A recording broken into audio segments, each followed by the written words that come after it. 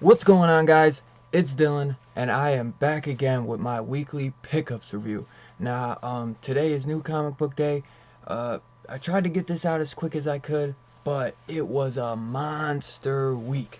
Like, when I say monster, it's probably the biggest comic book week I've ever had in my last 3 years. And for some people that I've seen that have been buying for a long time, I've been hearing from a lot of people this is one of the biggest weeks ever.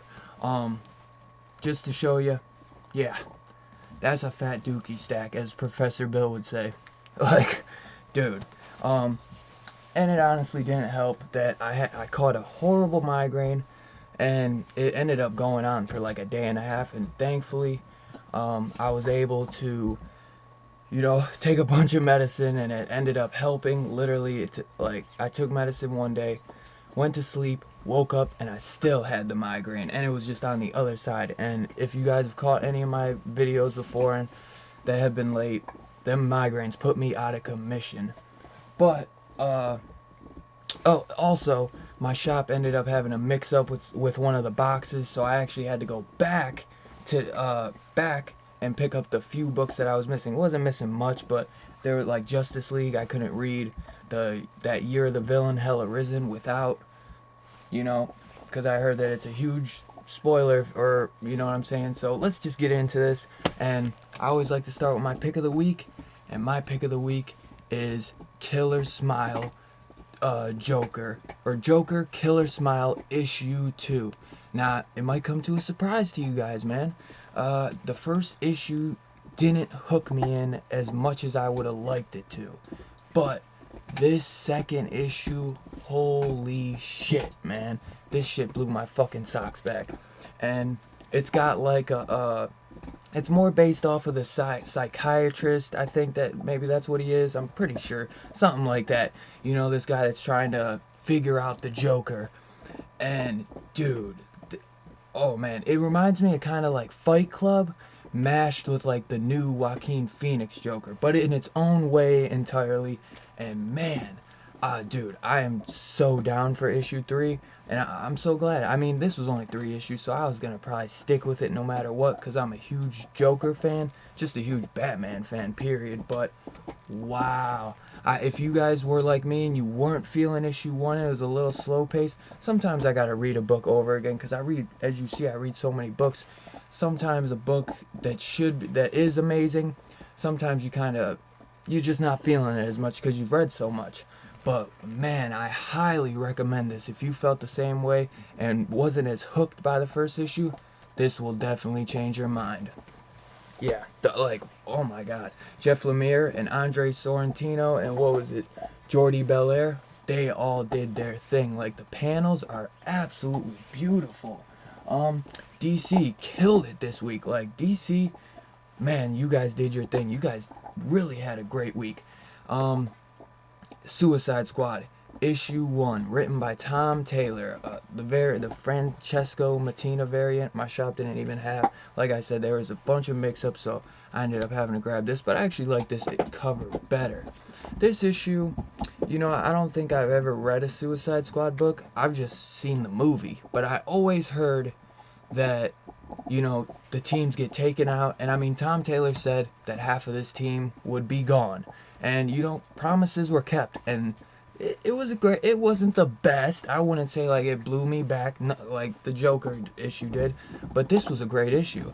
I definitely am interested to see where 2 goes. Like, the dude who's running shit, because it looks like Amanda Waller is stepping down. Dude, whoever is running the Suicide Squad now, or the Task Force X Squad, or whatever, the Hit Squad, whatever the fuck they're calling it, dude, that motherfucker is ruthless, and I can't wait to see what's up next. Like, I was kind of nervous because I only knew like 2 of the characters, but I think I like the Shark the best in this. Like, the Shark dude, he was the fucking shit. Next we got, I guess we can go Basket Full of Heads, issue 3.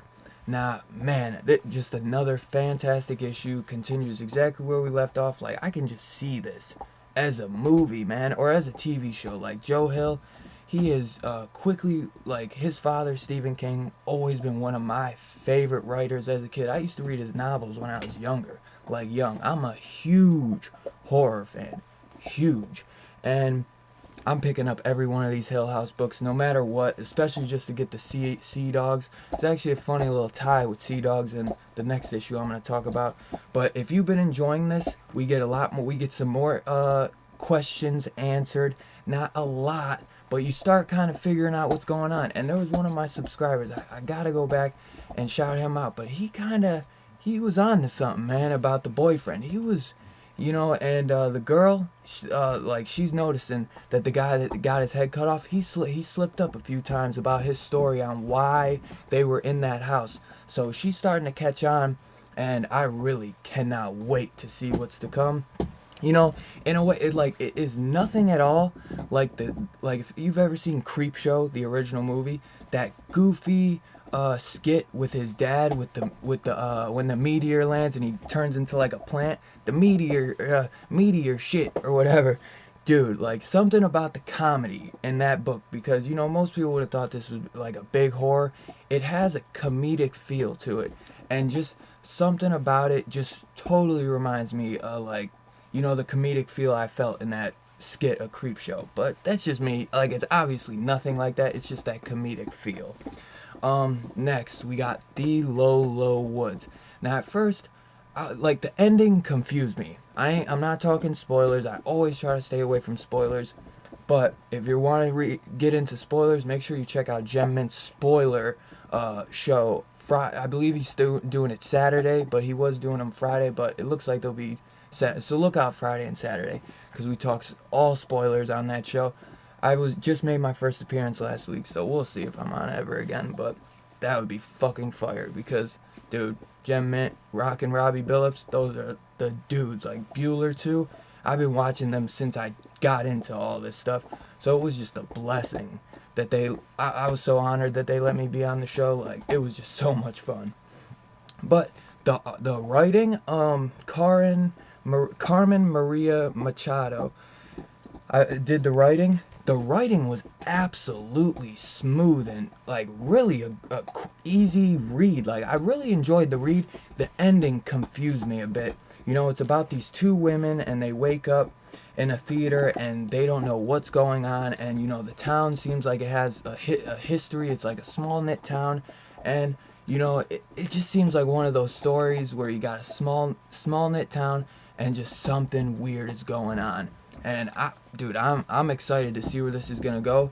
The ending left me, like, speechless. I was like, what the fuck just happened? Like, what did I just read? But it was great. Like, not a lot. It was a big setup issue. So it was kind of like Basket Full of Heads issue 1. See, a lot of people didn't like that, but I loved it. So next we got City of Bane, Batman issue 85. Sorry. Extra size epic finale.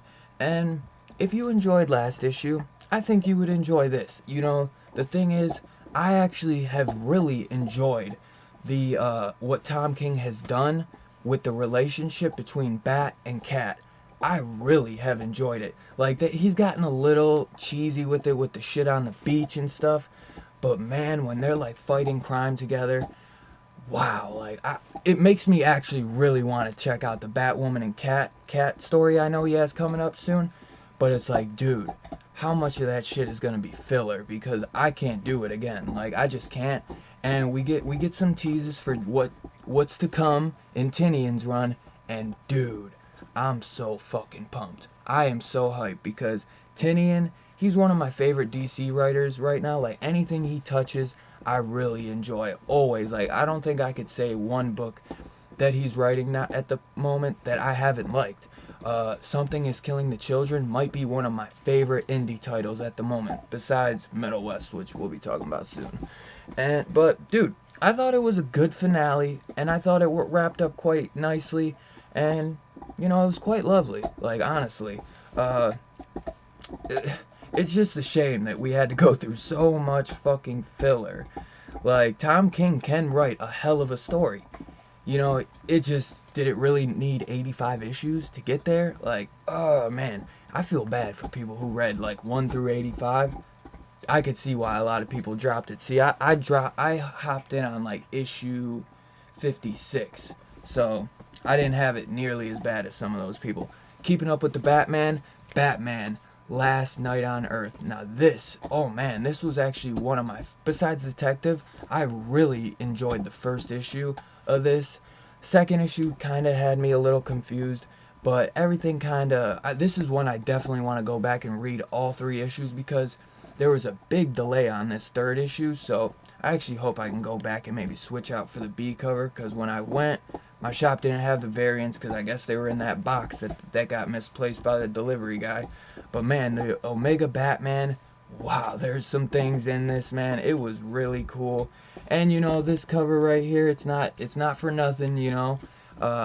It was actually really cool, and I really enjoyed this. I liked how it wrapped up, and honestly, I could see this being an animated like movie, one of the DC animation movies.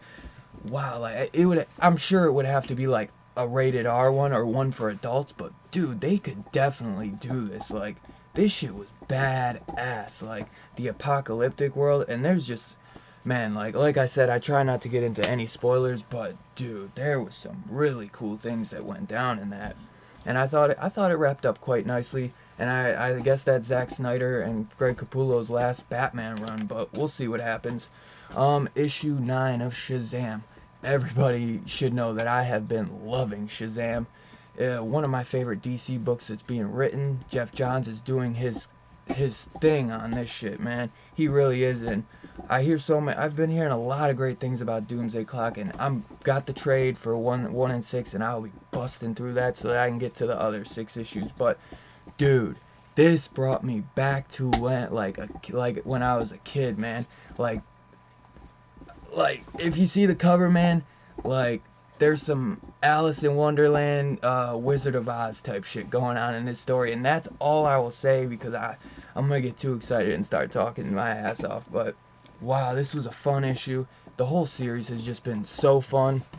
That's one I highly recommend. You know, with the hype from the Shazam movie probably dying down since it's been out for a while, that really has kept me interested and really digging the Shazam character. Like, they need to do Shazam 2 from this book, man, from this fucking series, because it's really good. Teen Titans issue 37. I've been really enjoying this. I kind of jumped on and off it, not because I never liked it, but just I be reading so many books. But now this shit is here to stay. I've been reading it consistently, and we finally figure out who the other is. We get answers, and you know, for somebody that might be reading since the beginning, it might have been a big thing, but I thought who the other is was actually pretty cool, and the other makes some crazy points, some psychotic points, but he actually makes some points that are kind of valid in a way. And I am really interested to see where this story is going to go. I believe Adam Glass has been the one writing, and the artist Chang something. Sorry, I'm not gonna go through the book just because I know this video is gonna be so long, but dude, that issue, like, I didn't know anything about. You know, the only one I'm familiar with is a little bit of Kid Flash and Robin, and that's the Damian Wayne Robin, but I really have grown to love Crush, and I've really grown to love Roundhouse. So, it's been fun. He-Man and the Masters of the Universe, issue 2. This, I'm a huge He-Man fan. It's something I grew up with as a kid, so this was a must-read. This is straight up like some Infinite Crisis on Earth meets He-Man. And, it's not the greatest. It's not gonna blow your socks back, but it is fun. If you are a He-Man fan and you're a DC type of guy, it's a fun read. It's got some pretty cool artwork. We got, you know, this anti He-Man, I think they call him, like anti something like that. Shit, that's gonna piss me off. What I forgot. We got like different kinds of He-Man though in this, like Space He-Man, and we get some Skeletor in this, which was really cool. But some shit goes down, and it was a good issue. Let's see, Anti He-Man, that's what his name is. But yeah, man, this issue I think actually was a lot better than the first, but I still enjoyed the first. It's just nothing that's gonna like blow your socks back. You know, it's kind of like a DC story that everyone's read, but I'm hoping that they're gonna go a different route and make that, you know, interesting. It's only a 5-issue miniseries, so it's like, well, you know, what harm can it do? And with the He-Man show coming, I'm excited. Batman, Superman, issue 5. Now this continues exactly where we left off. You know, the Secret Six strike. And we got, you know, Supergirl, we got Donna Troy, we got King Shazam, we got the Beetle, and we got, what was it, the Commissioner, and Hawkman. All, you know, have been infected. And man, like, Superman does, like, he gets fucking pissed in this shit, man. He goes off.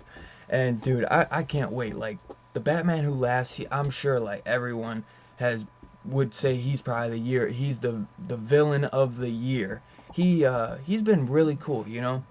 And I hope they don't overplay his hand too much, because he seems like a guy that is super smart and that can fuck some shit up. But it's like, don't overplay the hand, DC, just because you got some money coming in from this new character. Do not milk it, you know. Use them wisely, you know.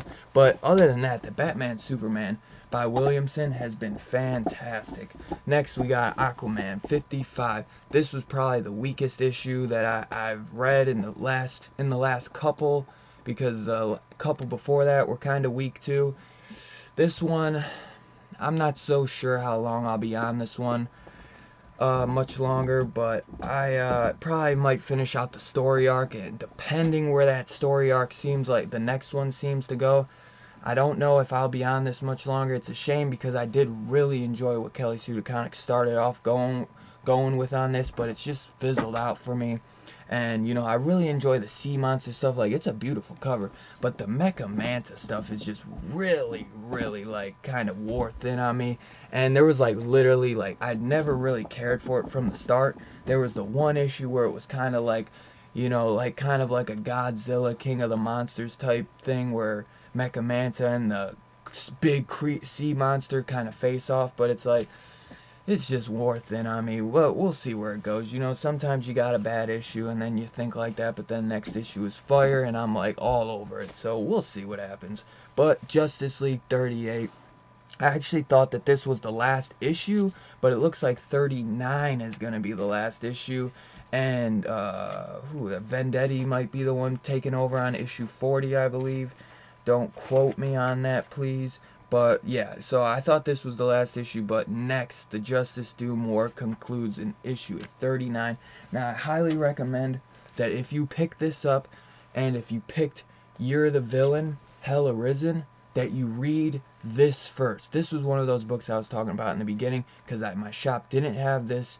There was that mix-up, and I was able to get this, but I heard Rockin' Robbie Billups, the homie, great guy. Make sure if you are not subbed to him, you need to be. Like, Pop Culture Philosophers, he fucking slays shit. For real. Like, you know what I'm saying? I don't talk out my ass when it comes to this shit, man. And he does his thing. Like, I watch his shit every Tuesday night. He is really, like, just a great reviewer, period, man. Great guy, too, for real. But yeah, Justice League 38, this was a really cool issue. You know, this is that huge, this is Lex Luthor's last stand. And man, this Lex Luthor is just creepy as hell. And dude, he's like unstoppable at this point. But when you got the Justice League coming at your neck, man, there's only so much you can do with all that power you got, Lex. And we will see what happens. You know, it's not looking like a full tilt for Justice League at the moment. But tides have turned. Tides have shifted a bit. So I am really interested to see where that's going to go. Now, like I said, if you've been reading any of the Batman Who Laughs stuff and then the Justice League, this is exactly what you need to be reading, because I actually wasn't going to get this. It wasn't on my pull. I was, you know, I thought this was going to be a one-shot at first.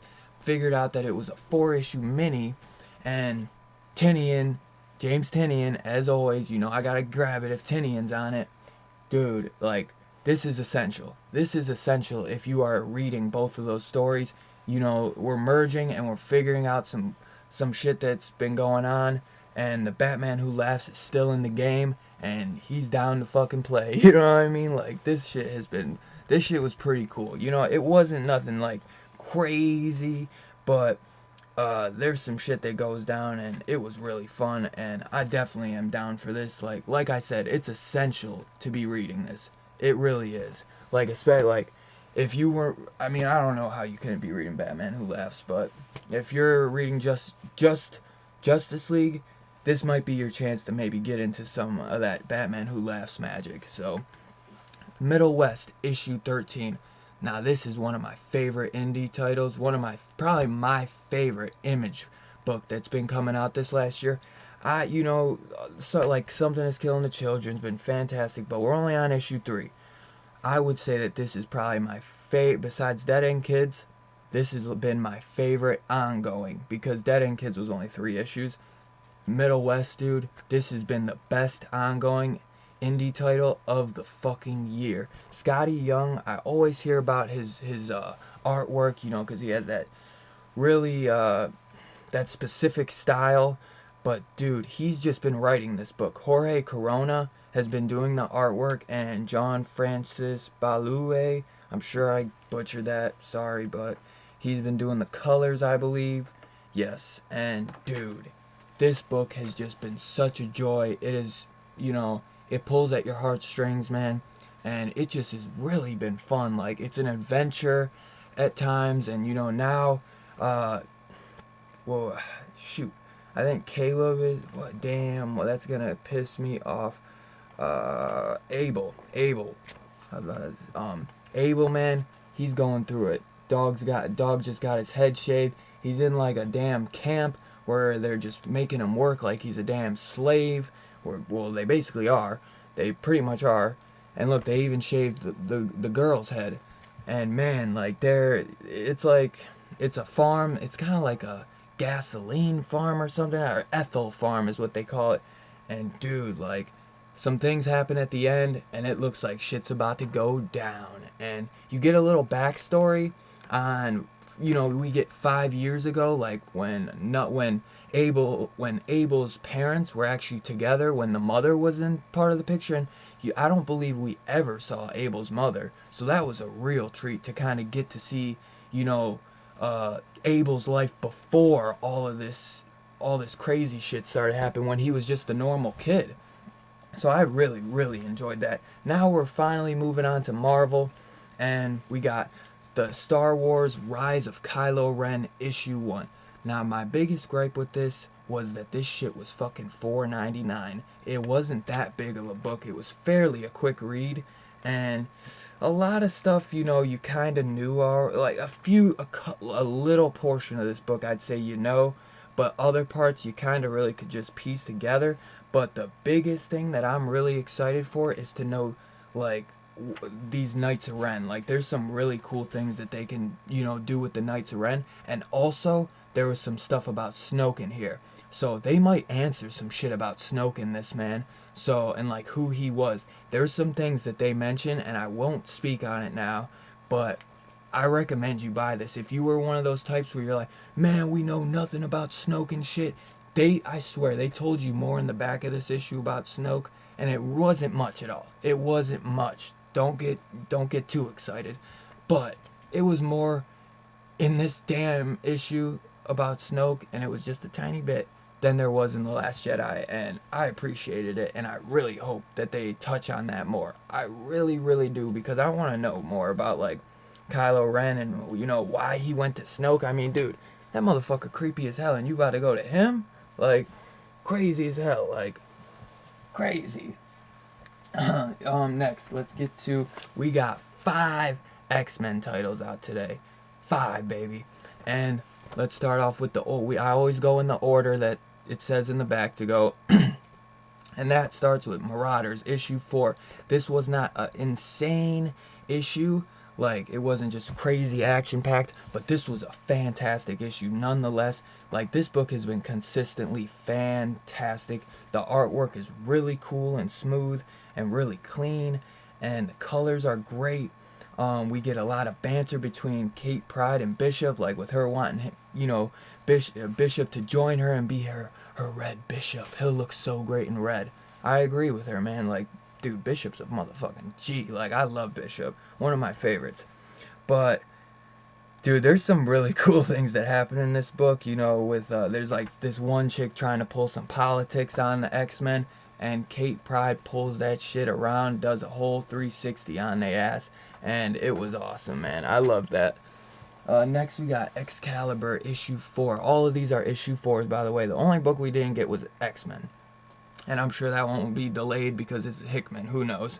But this was the best Excalibur issue that in my opinion, that I liked, but this book is still not really doing it for me. There is a surprise or two in this. I'm trying to figure out what's going on with Apocalypse. That's the only thing that's really intrigued me in this book.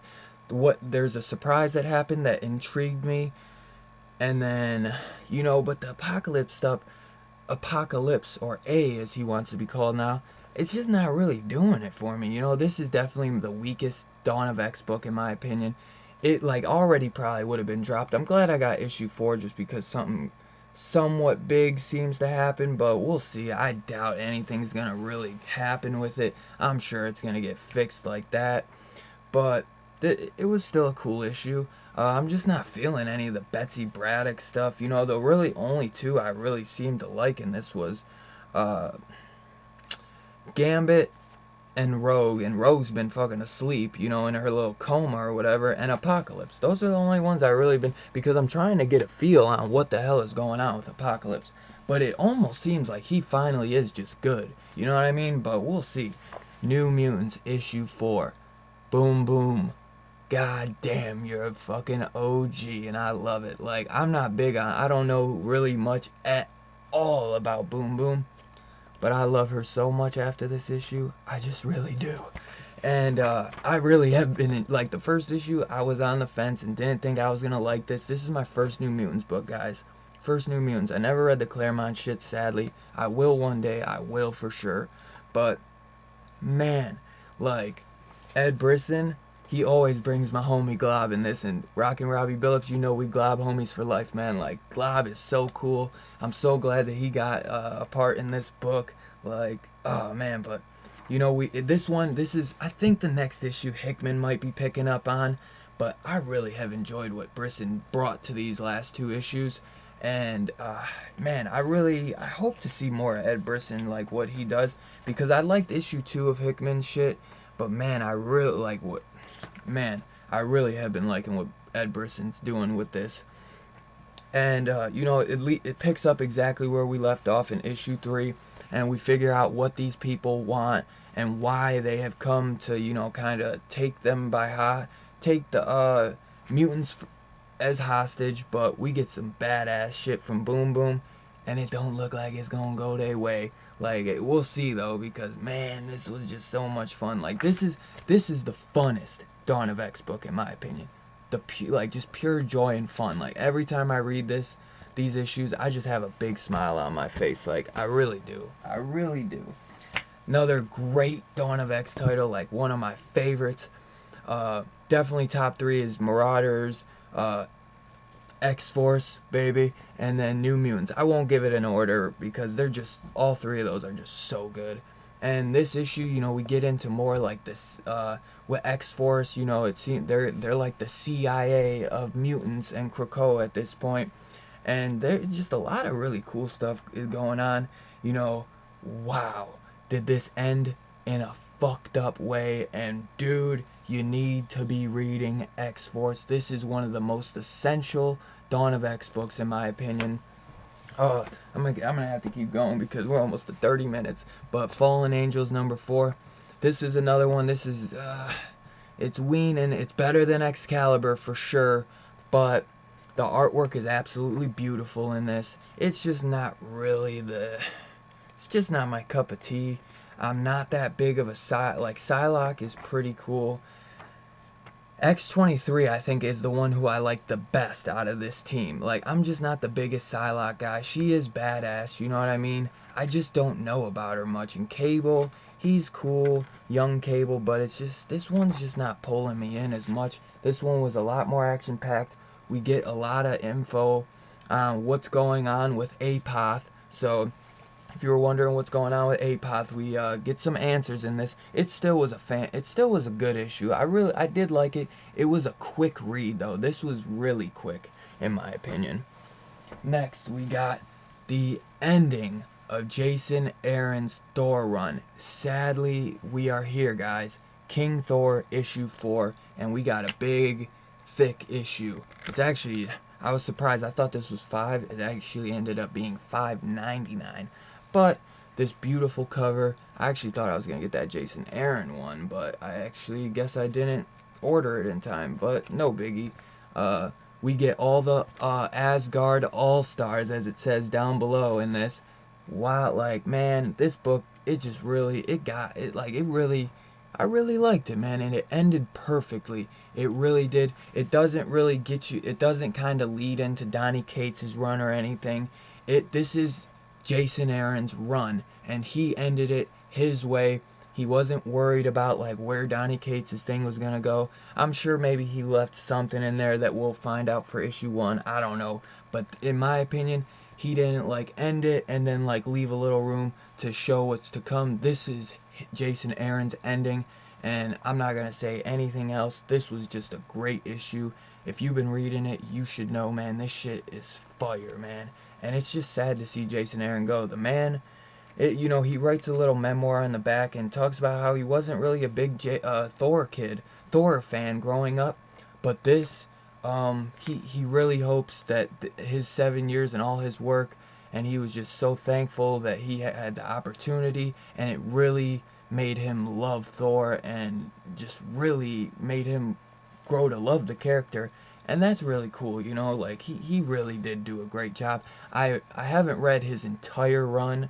I've read the last like 2 years worth, but I definitely will be going back to read his entire run because it was just so good. Like, I really liked it.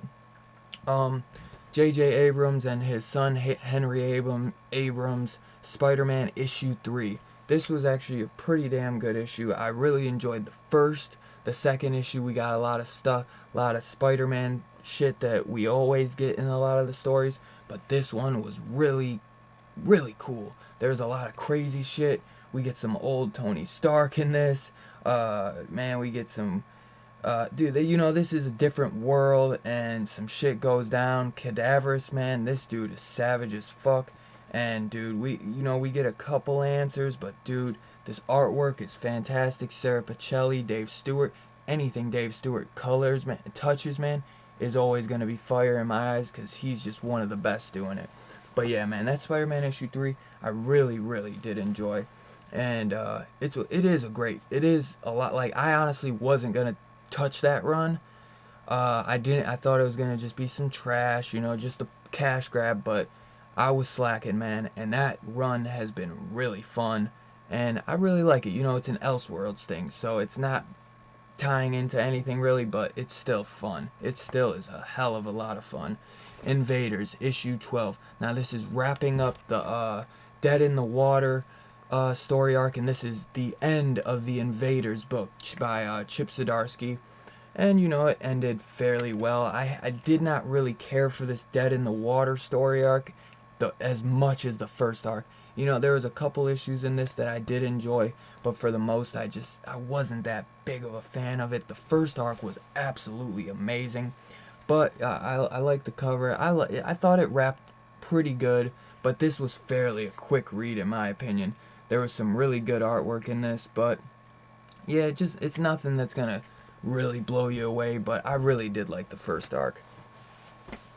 And you know, I'm a big Captain America fan, so that was just really cool. I'm just not the biggest Namor fan. Like, you know, a lot of people might really love him, but it's just not a character I grew up with. Really love Cap and Winter Soldier though. So, Guardians of the Galaxy issue 12, Donny Cates' finale for Guardians of the Galaxy, the finale for his little cosmic run, and I've been hearing that he was connecting his cosmic shit with this, and dude, he definitely was not fucking lying. He connected it all, and they, you know, read the book to find out, but man, the way he connected it I thought was pretty cool, and you'll be surprised. Everyone knows what Donny Cates always does. I won't go any farther than that because I don't want to say what. But dude, you'd be surprised because everyone knows the route he always takes. And I thought he took an interesting route in this one. A really heartfelt route. And I enjoyed it. I really did. I was kind of like a couple of these Donny Cates Guardians issues were kind of missing the edge for me, and I'm the biggest Donny Cates fan. He's my favorite writer, but I felt like he was just finding his voice with this run, and it's just so sad to see him go. I know Al Ewing's picking it up, but it looks like he's kind of taking it in a different direction completely, which I will be reading it without a doubt. I'm a big Al Ewing fan as well, but just a bummer to see my man Donnie get his voice with this, and it just sucks to see him go, you know?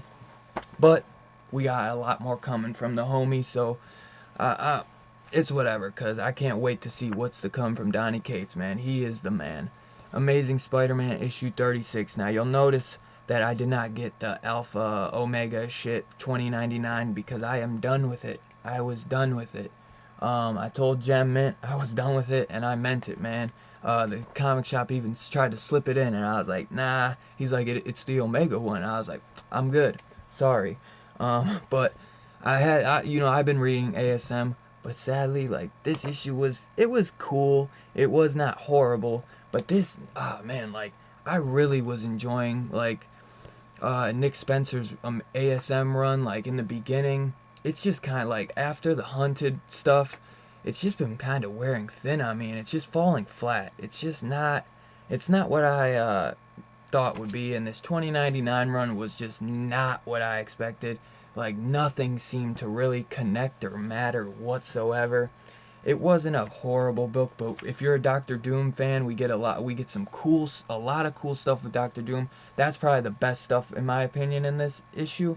But other than that, man, it's just not doing it for me. I don't know how much longer I'll be on ASM, and that's a bummer because Friendly Neighborhood Spider-Man's done, and ASM is like the only one really right now besides the J.J. Abrams Spider-Man. That's done in 2 issues, so I don't know, man. I'm a big Spider-Man guy, so I don't know what I'm gonna do about that. We'll have to see because that ASM is really close to being on its way out. Like, I just don't know how much, and I've been on it from the beginning. So Avengers issue 28, we get the Star Brand Reborn Part 2.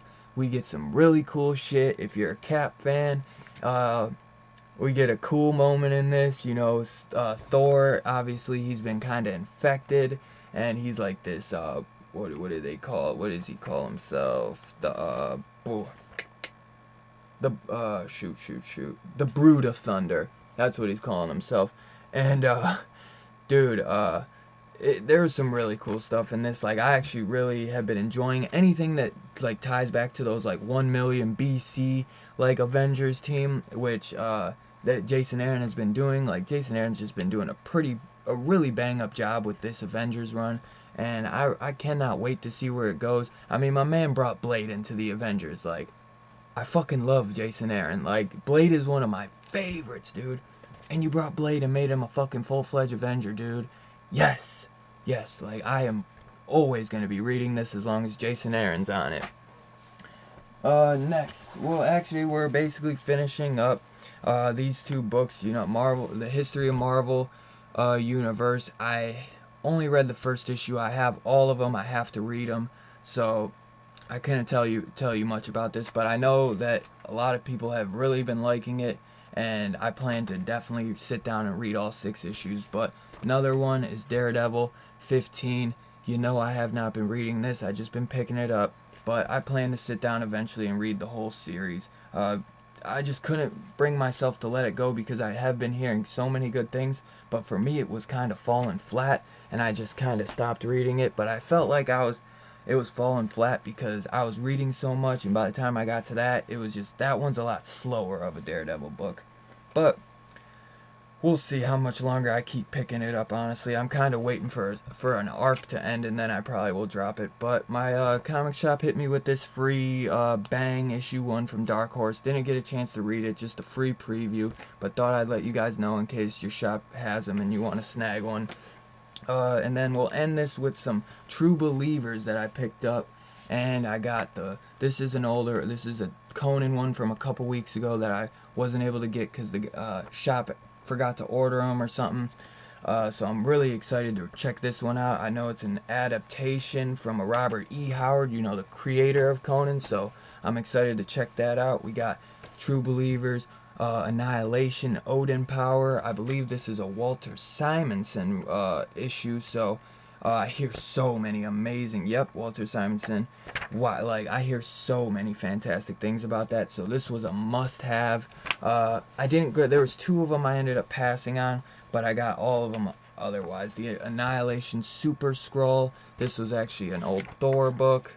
Yeah, it's like a Thor 142. So I always like to see, I always like these. I wish they would just put like this on it though. Like, why can't they just do this?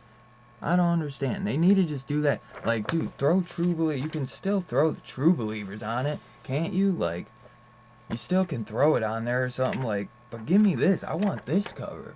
At least they put it in the back, but still a bummer. The Annihilation, the Super Adaptoid.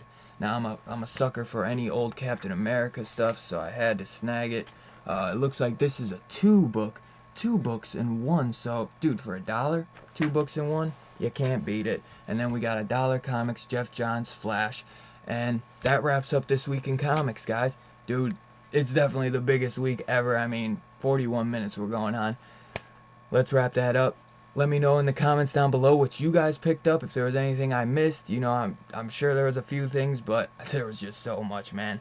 Let me know how bad your wallet got emptied out this week, because my wallet, I'm pretty sure, is completely empty at this point. But if you guys wouldn't mind hitting that like button on your way out, hitting that subscribe, hitting that bell notification so you get all updates. Do this weekly video every week. Obviously, that's why it's called a weekly video.